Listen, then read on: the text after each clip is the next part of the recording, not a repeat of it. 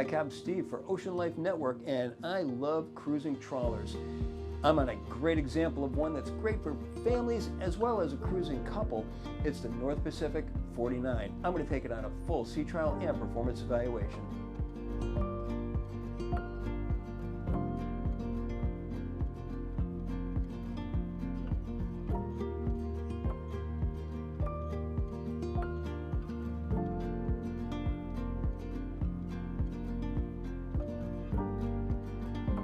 Fully forward, we've got the ground tackle. It's on a molded pulpit, 88-pound rocknet anchor that's handled by a Maxwell windlass. So we've got foot control switches to both sides of this beautiful polished stainless steel bit. Look at that.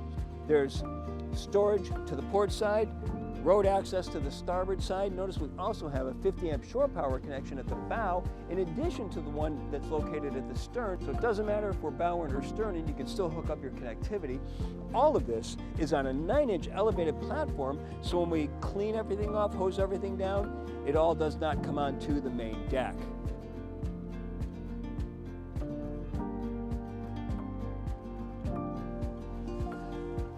Certainly a roomy engine room, and look at how clean and orderly everything is.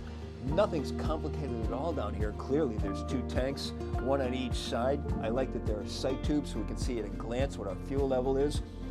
Front and center, our standard engine, the Cummins 6.7 QSB 355 horsepower engine.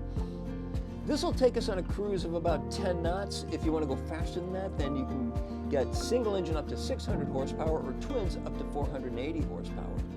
Over to the starboard side, our Dometic air conditioning systems are easily seen and accessible. There's plenty of room for additional accessories down here. I've got another Dometic system over to the port hand side. We can even put a water maker down here. There's so much room. Ahead into port, there's a 30-gallon hot water heater. Now, what's missing from this equation? A generator. Standard would be a 6 kilowatt or a 12 kilowatt, depending on if you have air conditioning or not. This boat has lithium batteries and solar power. On the aft bulkhead, fuel filters, engine start stops. I like that we have vibration reducing engine mounts. I'd like to see a little paint stripe on here to indicate if this nut starts backing off at a glance. As expected, it's stooping headroom here at 3 feet 3 inches. One thing I can't help but notice is how easily serviceable everything is for an owner-operator. The engine's easy to get around. You've got your sea strainers right alongside the entrance. It's just so easy to service. Now, as I close this, take a look at this for sound deadening. 2 inches, I've got 1-inch thick decking, that's teak and holly, and an aluminum grid stringer system supporting the deck.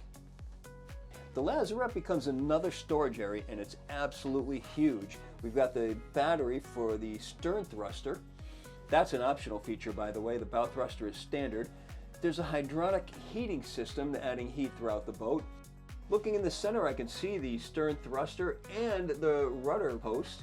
I like that there are rudder stops, so if something should happen, it becomes disconnected, maybe perhaps in a grounding, it's not going to swing all the way around and hit the prop. There's also a hatch just above that in the swim platform, so we can attach an emergency steering tiller. Over to the opposite side, more storage area, the house batteries, and the electric cord reel. There's a propane stove on the rail of the cockpit, and there's also a propane stove in the galley. So those are 2 propane tanks. We can't store those tanks inside, so there's dedicated storage for those on the exterior of the boat up in the Flybridge.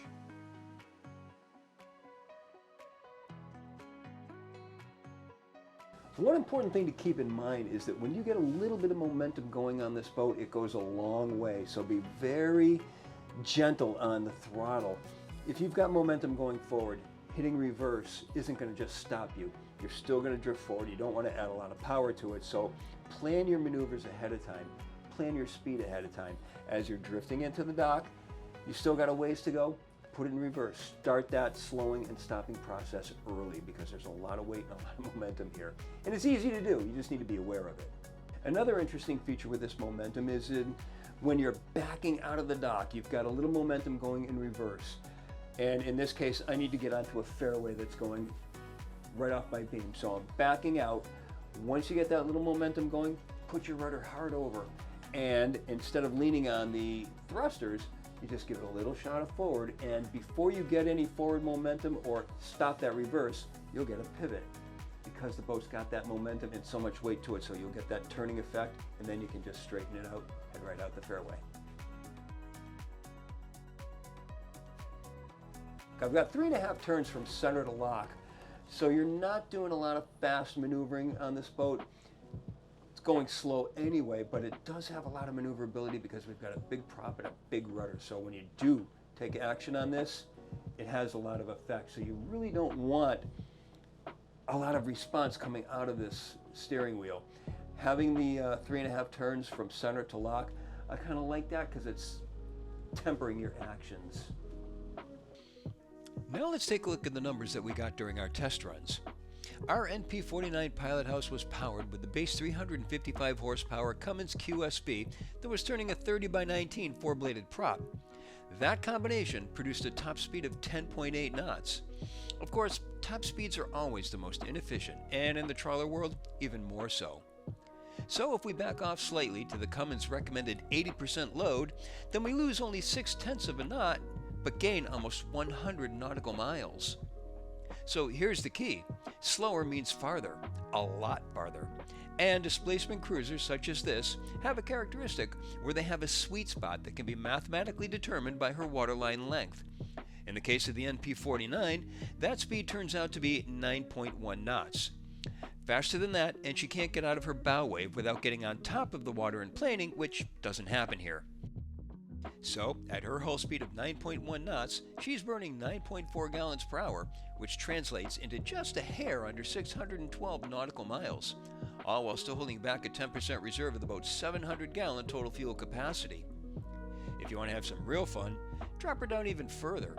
At 7.1 knots, she'll run for nearly 1,160 nautical miles, and at 6.2 knots, 1,478.1 nautical miles.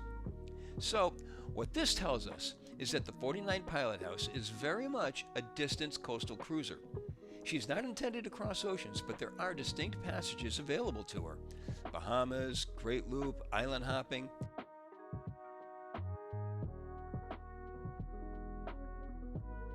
The Flybridge helm is a center-mounted console, compass right in line with the steering wheel. There's a 12-inch display. Autopilot, multi-data display, VHF over to the side. Having it center-mounted gives us great visibility to both sides. Docking, however, we're going to be doing down below. Let's take a look at that helm. This helm, outstanding visibility through all of these surrounding windows. Notice that the forward ones are tilted forward to knock down the glare, but we do have 3 wipers, and I love that there are 12-volt fans pointing at you. So we just opened the 2 side doors, and now we've got great ventilation in addition to those fans. Nice feature to have here. Compass, again, mounted in line with the helm. The whole helm itself is center mounted. Beautiful wood steering wheel. Nice wood paneling, and we've got a wood platform for all of the analog gauges. Standard displays are dual 12-inch. Here we've got 2 16-inch with the autopilot and the tri-data in the center, and then analog gauges over to the side. Now, while this is center mounted, we're going to be doing our maneuvering from here. It's nice to know that I can come over to the side here. I've got excellent visibility out the stern, and over to the starboard side out those large windows that we'll see in the salon. So very easy to maneuver this boat by handling the main engine and the thrusters. All I got to do is just get a little momentum with the main engine and then direct it with the thrusters. As with the Flybridge helm, we've got 2 LeBrock helm seats. These are fully adjustable for height, swivel, recline, flip armrests, flip footrests. We've got beverage holders in the armrests on these ones. We can also get them with the remote control for the forward displays. Because North Pacific knows that it is inappropriate to rely only on one form of navigation, they've also included a conveniently located chart table right alongside the helm with chart storage underneath. On the aft bulkhead of the Pilothouse, 2 doors open up to reveal vessel's main electrical panels, 120 volt over on one side, 12 volt over on the other side. Everything neat and orderly, organized nicely, and easily accessed for wiring. 2 things I really like about the helms on this boat. First of all, the fact that there are 2. We've got the one up above that doesn't need to be completely surrounded in isinglass and totally ruin the looks of the boat. If we have inclement weather, we come down and operate the boat from inside here. Secondly, we have seating so we can keep the captain company while he's underway.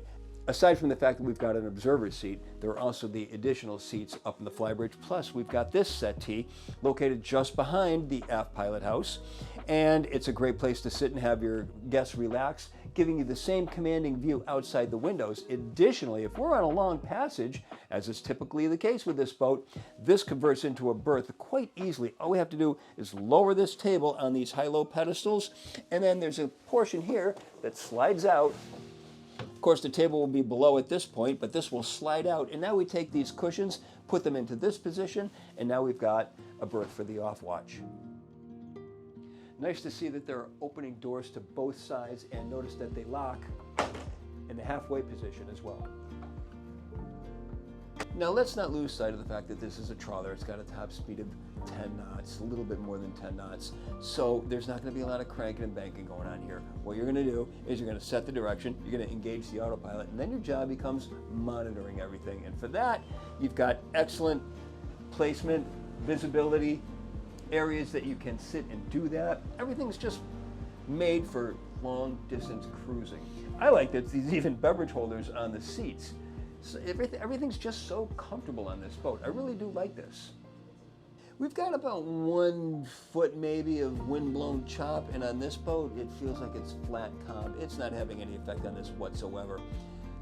15-mile-an-hour wind maybe, and it had almost no effect on our opposing runs. So that's about all I can comment on as far as how it handles conditions. We just don't have heavy sea conditions to comment on, but it's got such a solid, stable feel to it. This is a heavy boat, and it feels every bit of the heavy boat. This boat that we're on is actually available for charter, and honestly, I'm having so much fun on this little test right here and liking this boat so much that I'm seriously considering chartering this boat and doing some cruising around the Pacific Northwest. It'd be kind of a neat thing to do. That notwithstanding, what you're seeing here is my sea trial and performance evaluation of the Pacific Yachts NP49. For Ocean Life Network, I'm Captain Steve. We'll see you on the water.